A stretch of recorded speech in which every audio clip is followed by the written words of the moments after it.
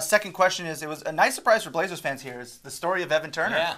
Yeah. Yeah, he's averaging about 13 points, 4 rebounds, 4 assists a game. You guys believing in Turner at this point, that he can sustain this level of production?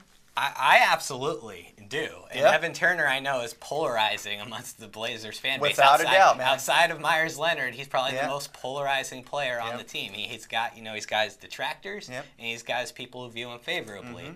And right now, I view him favorably because I think after a year with the team, I think he's figured out what his role is with this team. Last year, I think he spent so much of the year trying to figure out that took about half the season, and then he got hurt. That was a shame because he finally got into a flow. And that kind of derailed everything for the rest of the season. Yeah. So I think he feels comfortable coming off the bench right now. Jared talked about potentially, ahead, how he could end up being in the starting lineup, but I think he feels comfortable coming off the bench right now because when he comes on, it's him and Damian on the floor right now when he enters the game. CJ's the one that goes to the bench. So at that point, they can choose to either have Turner handle the ball, which they have done. That's been kind of the go-to. Or they could have Dame handle the ball. And I think Turner's comfortable with both of them. I think where he got into some troubles last year is if he plays with Dame and CJ, is what do I do? Right. And he's not a spot-up guy. I'm not a spot-up guy. He usually creates his own shot for the most part. And when you got those two other guards on the floor, well, his distributing skills aren't quite as utilized. And right now he's averaging 13 points, 4 rebounds, and 4 assists a game. It's a nice stat line. It is a nice stat line off the bench, and only about a turnover and a half a game. When his best years were in Boston after he got traded.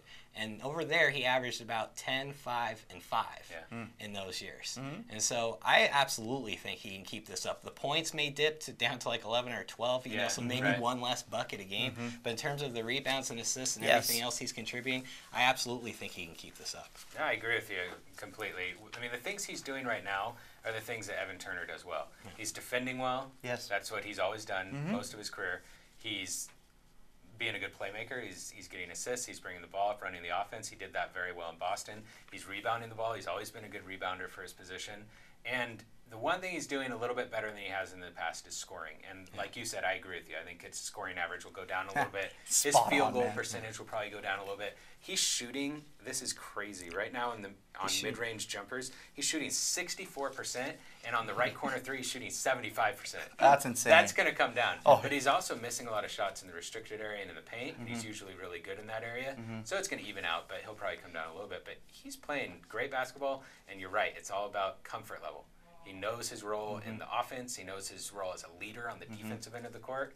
He knows he has the trust of the coach. And what we're seeing from him right now is what he was doing last year before he was injured. Yeah. If you look at the stats during that 9-game stretch before he got hurt, they're about equal to what he's doing right now.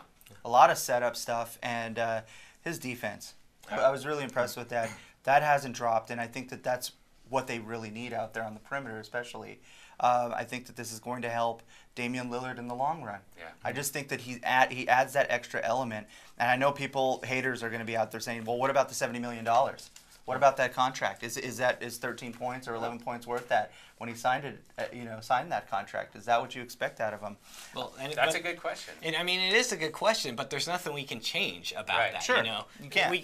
I would still argue he's not worth $70 million, but that's in the past. You can't change that. So what you have to focus on is how can he best help this team win since you're paying him $70 million to do that. And I think right now he's filling that role perfectly. So let's say Turner keeps this production going the rest of the season. He ends the season averaging 12 or 13 points, something like 5 rebounds, 5 assists per game, really good defense. Isn't that worth like 17 or 18 million? Maybe in this NBA, it's all it's all mindset change. Right now he's the third best player on the team. That's true.